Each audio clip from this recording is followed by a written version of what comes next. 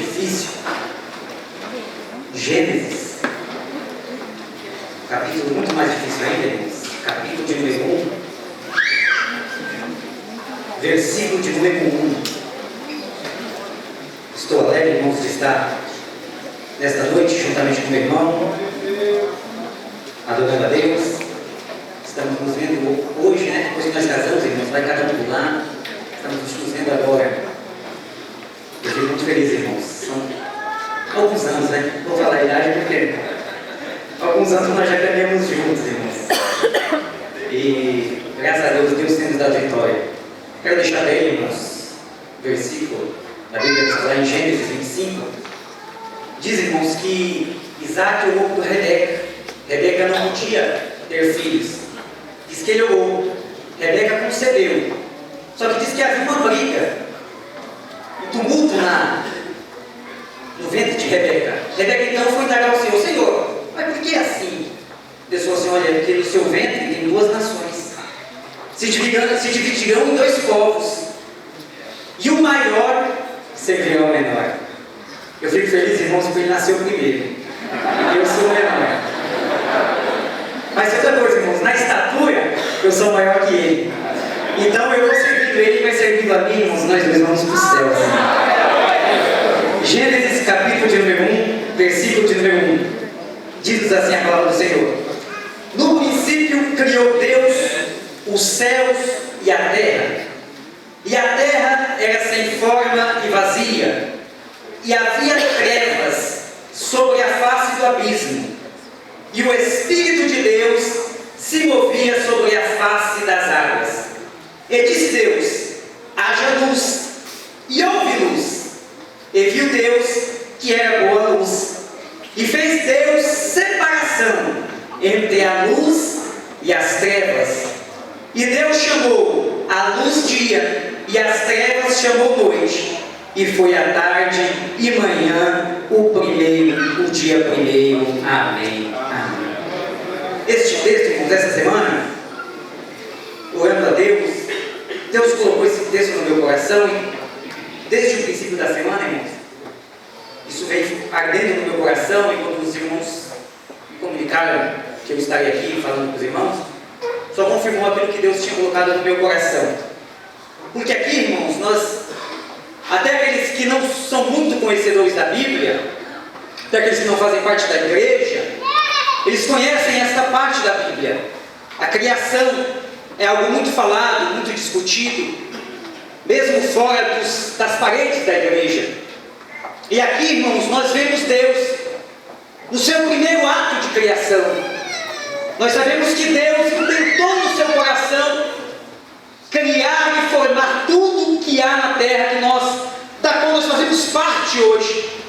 Mas esse texto me chamou a atenção, porque a terra estava num estado caótico, como diz os estudiosos, como diz os próprios teólogos. Deus pega a terra de um estado caótico. É o que está escrito aqui no versículo de número 2. A terra, ela era sem forma, vazia, e havia trevas. Quero que você guarde isso bem no seu coração. Havia trevas sobre a face do abismo. E aí Deus, já com o plano de toda a criação no seu coração, ele vê a terra desta forma, já com tudo arquitetado, como haveria de ser, como haveria de terminar, porque Deus sabe de todas as coisas. Ele vê a terra sem forma e vazia, e trevas sobre a terra. Então, qual seria o primeiro ato de criação que Deus viria a fazer? Qual é o primeiro ato? Creio eu que Deus, instantes, pensa: qual é o primeiro ato que eu devo realizar nesta tão grande obra, nesta tão importante obra de criação? E diz, irmãos, no versículo de número 3: e disse Deus: haja luz. Aleluia.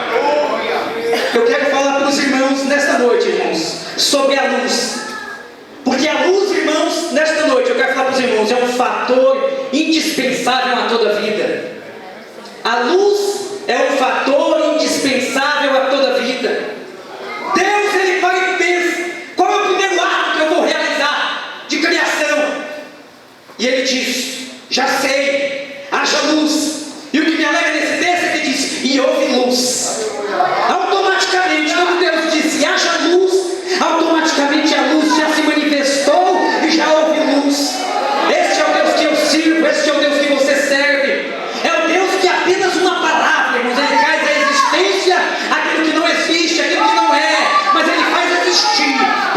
abençoar a sua vida, a minha vida, e para que eu e você nós tenhamos uma vida de bênçãos debaixo das suas mãos. Haja luz. E o interessante, irmão, eu gosto muito quando o pastor diz que nós devemos ler a Bíblia, mas lê-la melhor, porque esta luz, irmãos, não é a luz do sol. Se você ler versículo de número 14, é o princípio do quarto dia. E no versículo número 14 diz: "E disse Deus, haja luminares na expansão dos céus, para haver separação entre o dia e a noite, e sejam eles para sinais e para tempos determinados, e para dias e anos." E aí Deus criou, irmãos, o sol para governar o dia e a lua para governar a noite. Isso, irmãos, ardeu no meu coração, porque quando Deus disse haja luz, não era a luz do sol, não era a luz do sol, porque, irmãos, para dissipar as trevas, não é a luz do sol que dissipa as trevas, é a luz que vem diretamente do trono de Deus. E nesta noite as trevas vão ser dissipadas, porque a luz de Deus vai raiar nesta noite na minha vida e na sua vida. Nesta noite a luz para mim e para você. A luz, ela foi criada, e a luz, irmãos, é um fator indispensável para toda a vida. Por quê? Porque sem ela, irmãos, não há vida. Sem a luz não há vida. Aqueles que gostam de ler sobre história, sobre geografia, eu gosto muito dessas coisas, documentário, eu gosto muito dessas coisas. Levanta-se aí a questão sobre o período Jurássico, período Cretáceo, período dos dinossauros, alguns creem, outros não creem. Mas o interessante é que quando se levanta a razão pela qual se existiu, a razão da extinção destes animais, qual foi a razão?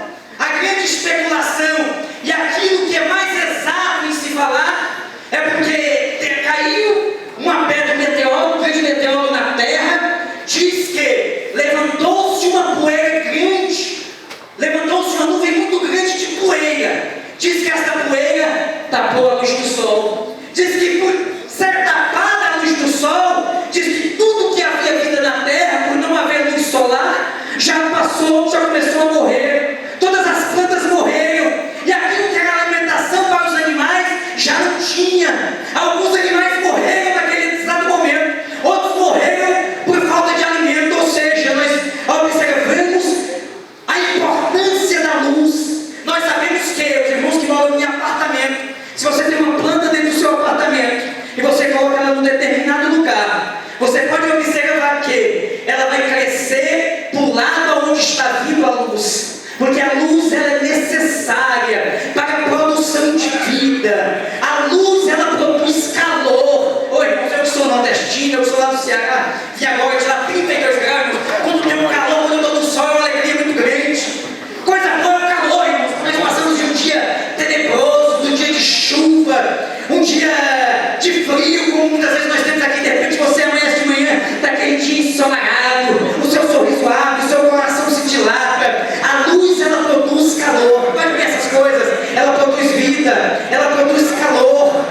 A luz é tão importante que nas profundezas do mar, por não haver luz abaixo de 100 metros, 200 metros, os animais são dotados por Deus de sua própria luz.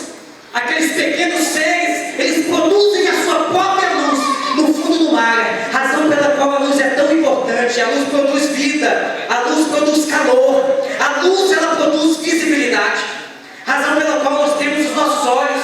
Os nossos olhos, eles transformam a luz em imagem. Os nossos olhos nada mais são do que receptores de luz. Nós recebemos a luz pelos nossos olhos, eles são transformados lá atrás em imagem. E é o que você e o que eu vejo. Oh, irmãos, isso é o que Deus deu a mim e a você. É o que Deus preparou para mim e para você. Você está aqui, quem sabe, reclamou de muitas coisas, mas você está vendo esse cearense pregando aqui. É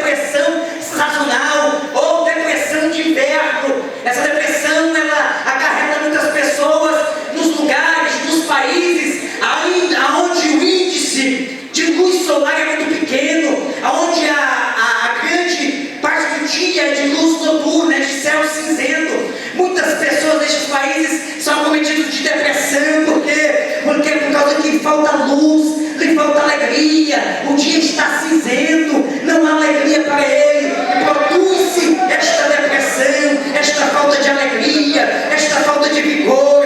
Daí nós vemos a importância da luz. Aí, irmãos, nós vimos a importância na vida, biologia, a importância na história, a importância até aqui na psicologia, da luz, a importância da luz, a importância física da luz. Mas essa não é a mensagem que eu quero falar nesta noite, irmãos. Eu quero falar, mas quero que você guarde tudo isso, que eu quero falar, irmãos, sobre o segundo ponto. Quero que você abra a sua Bíblia comigo, capítulo 9 de Atos dos Apóstolos. Capítulo 9, irmãos, de Atos dos Apóstolos. Nós vamos falar de luz. Diz no capítulo de número 9, irmãos, de Atos dos Apóstolos, que Paulo, que não era ainda Paulo, mas era Saulo. Paulo, ele estava irado. Já havia consentido na morte de Estevão. Versículo 1 diz, olha, e Saulo, olha como ele estava, respirando ainda ameaças e morte com os discípulos do Senhor, dirigiu-se ao sumo sacerdote e pediu-lhe cartas para Damasco, para as sinagogas, a fim de que, se encontrasse alguns daquela seita, quer homens, quer mulheres, os conduzisse presos a Jerusalém. E indo no caminho, aconteceu que, chegando perto de Damasco, subitamente o cercou um resplendor de luz do céu, e caindo em terra, ouviu uma voz que lhe dizia: Saulo, Saulo, por que me persegues? E ele disse: quem é, Senhor? E disse o Senhor: eu sou Jesus, a quem tu persegues. Tu é para ti recalcitrar contra os aguilhões. Muitos de nós conhecemos essa história. Paulo está irado contra os discípulos de Jesus, contra aqueles que agora estão servindo a Jesus após a sua morte. Paulo, então, enfurecido, pega cartas com os sacerdotes e vai até Damasco para prender todos aqueles que servissem a Jesus Cristo. Mas diz, irmãos, que é no caminho ele é parado por uma grande luz. Ele diz que Paulo, ele cai do cavalo. O interessante é que no capítulo de número 26, versículo de número 13, ele falando ao rei Agripa: ao meio-dia, ó rei, vi no caminho uma luz do céu, que excedia o esplendor do sol, cuja claridade me envolveu a mim e aos que iam comigo. Paulo estava dizendo, falando agora para o rei Agripa, havia falado para Festo, agora falando para o rei Agripa, falando deste mesmo momento, diz: olha, era meio-dia, o sol estava abrindo, mas uma luz resplandeceu do céu, o seu esplendor excedia a luz do sol. E quem era, meu irmão? Quem era, minha irmã? Quem era, meu amigo? Quem era, minha amiga? Esta luz que era mais forte do que a luz do sol, esta luz disse: eu sou Jesus, a quem tu persegues, Paulo.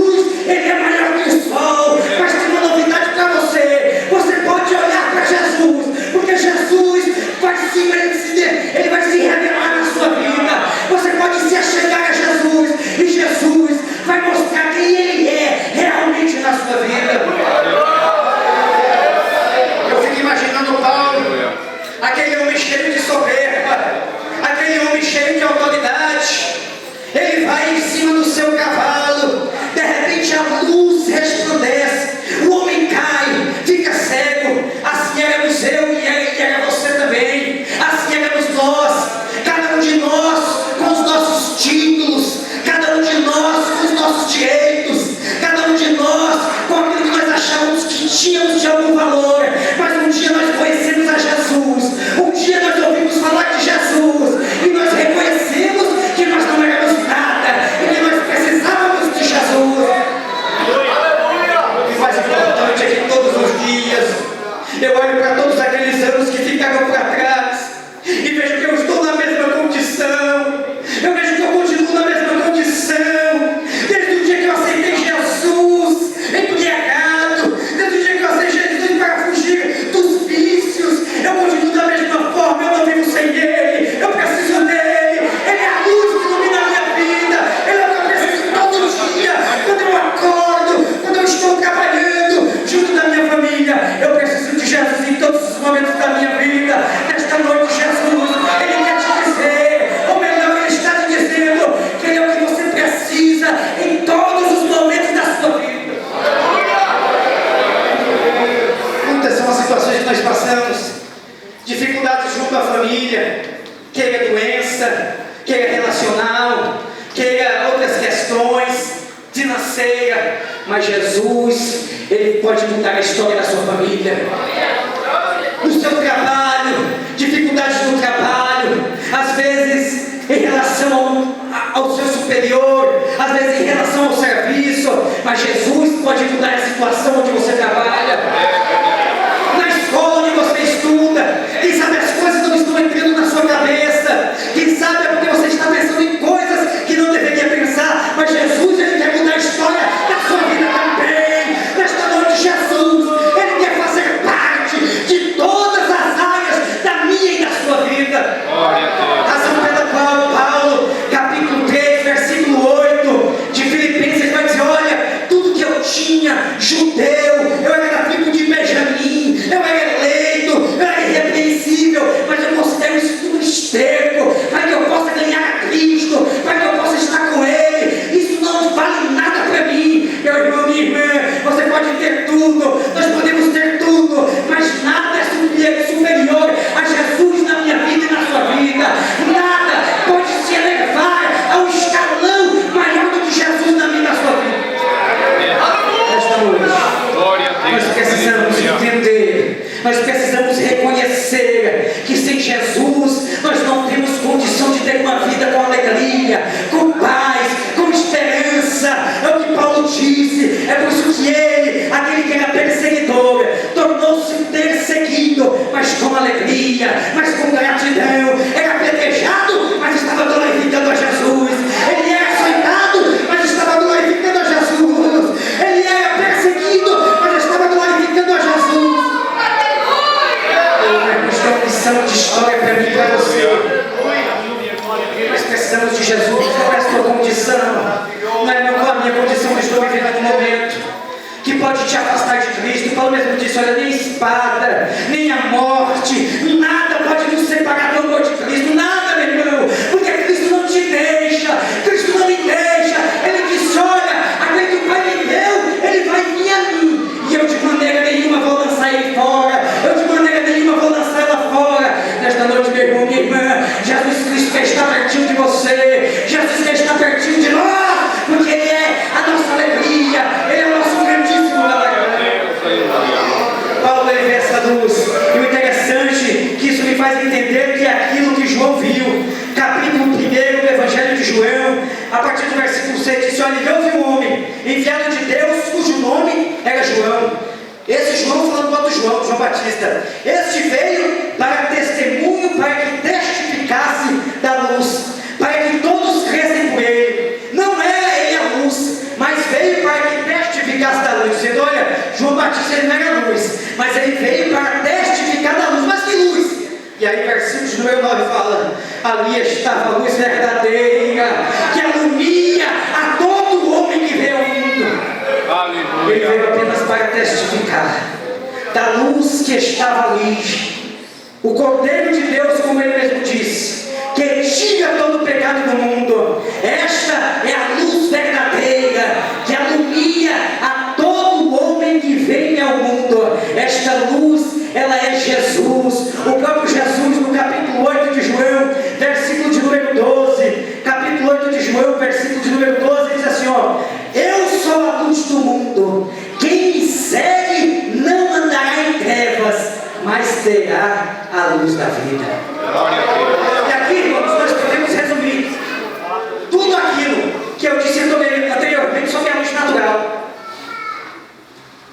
Isso que Jesus fala. Capítulo 8, versículo 12. Eu sou a luz do mundo. Quem me segue não andará em trevas, mas terá a luz da vida. Sabe por quê, irmãos? Eu disse que a luz, ela produz vida. Oi, irmãos. E nada melhor para produzir vida do que Jesus na vida do homem. Ele pega o homem lá embaixo, rebentado, preso, escravizado pelo pecado, e ele levanta, enche o seu coração do Espírito Santo e te dá uma nova vida. Batiza com o Espírito Santo, dá dons espirituais, dá dons ministeriais, e meu irmão faz uma maravilha no meio da igreja. Nesta noite o Espírito Santo está aqui. Jesus que é a luz, Jesus que transforma o homem está aqui nesta noite. Quem sabe você não é batizado com o Espírito Santo, mas ele quer batizar nesta noite. Quem sabe você não tem dom espiritual, mas ele quer te dar nesta noite. Quem sabe você está perdido, sem saber para onde ir, mas quer dizer uma coisa: ele dá visibilidade. Glória a Deus. Ele dá visibilidade, meu irmão. Nós estávamos perdidos, não sabíamos para onde ir. Alguns com seu credo religioso, mas sem firmeza nos pés. Achávamos que sabíamos alguma coisa, mas quando ouvimos falar de Jesus, parece que foi arrancado dos nossos olhos aqueles tampões espirituais, e você começou a olhar para o céu. Você percebeu que o véu se rasgou de alto a baixo. Você percebeu, sabe que o quê? Que se você dobrar o seu joelho, Deus está te ouvindo no céu. Você percebeu que se você pedir em nome de Jesus, tudo você pode receber, porque o céu está à sua disposição. Glória a Deus. Aleluia. A visibilidade, capítulo 4, versículo 4 de 2 Coríntios, diz que aqueles que não se entregam a Jesus Cristo é porque a sua mente está cauterizada. Para quê? Para que não recebam a luz, para que não se resplandeça neles a luz do Evangelho. Eles estão cauterizados as suas mentes, não conseguem ver o céu, não conseguem ver as maravilhas que estão escritas ou descritas aqui na Bíblia, não conseguem ser participantes dos milagres que Deus já fez na minha vida e na sua vida. Mas nesta noite eu creio que estou aqui no meio de um povo alegre, que já viveu o milagre de Deus, que já viu as maravilhas do céu. E nesta noite, meu irmão, você não pode se deter a adorar este Deus que até hoje tem feito maravilhas por mim e por você. Graças a Deus. Aleluia. Quem sabe você entrou nesta noite? Louvado é o nome do Quem sabe você está ouvindo eu falar e dizendo: mas eu nunca aconteceu isso na minha vida. Você está falando de uma coisa que eu nunca participei. Isso nunca aconteceu. Eu desejo ver maravilhas. É a cura da minha esposa, ou ver a melhora do meu filho, ou quem sabe a minha própria melhora. Mas nesta noite eu quero dizer: olha, a luz está aqui nesta noite. A luz é o nome desta igreja. A luz se chama Jesus. Ela está raiando aqui. E Ele quer mudar a sua vida, a vida da sua família, a sua vida também, a sua vida profissional. É tudo que você colocar nas suas mãos. Aleluia. Ele nos dá vida. Olha, irmãos, quando eu olho para mim, quem olha no passado, alguém, irmãos, que só Jesus sabe, e aquele meu irmão lá em cima sabe também, que a gente vivia a mesma coisa. Mas hoje, irmãos, Deus me deu um norte. Fiquei 10 anos sem estudar, Deus me colocou para estudar de novo. Vai lá, rapaz, estudar, vai aprender de novo. Não tinha uma família, Deus me deu uma família, está aí uma família para se sustentar, para te fortalecer. Para no momento que você quiser cambalear, ter aí sua esposa, sua mulher para te fortalecer. Olha, irmãos, Deus prepara tudo. Lá no passado eu não tinha, mas agora eu tenho. Não foi eu que conquistei, mas foi Jesus que me concedeu. Pela sua vontade, pela sua misericórdia. Você tem estrutura, Deus pode te dar, mas não sai parte dele, porque Ele é tudo que você precisa na sua vida. Ele é o que você precisa realmente na sua vida. Ele nos dá visibilidade, mas também Ele nos dá o calor, irmãos. Coisa ruim, irmãos, é você estar num ambiente triste, angustiante, frio. Oi, irmãos, mas quando você conhece a Jesus Cristo, oi, mas uma coisa muda. Uma coisa muda. Eu não canso de falar, irmão, desse testemunho. Eu quando aceitei Jesus, irmãos, eu era usuário, bebia muito, já tinha sido internado algumas vezes. E um dia eu cheguei na firma, na hora do almoço, nós bebíamos na hora do almoço. Eu tinha uma garrafa que era só minha. E eu estava um mês na igreja já. Irmãos, o rapaz bebeu, ele chegou em mim, baforou. O hálito de cachaça no meu rosto e disse, olha, eu posso beber, você não pode mais.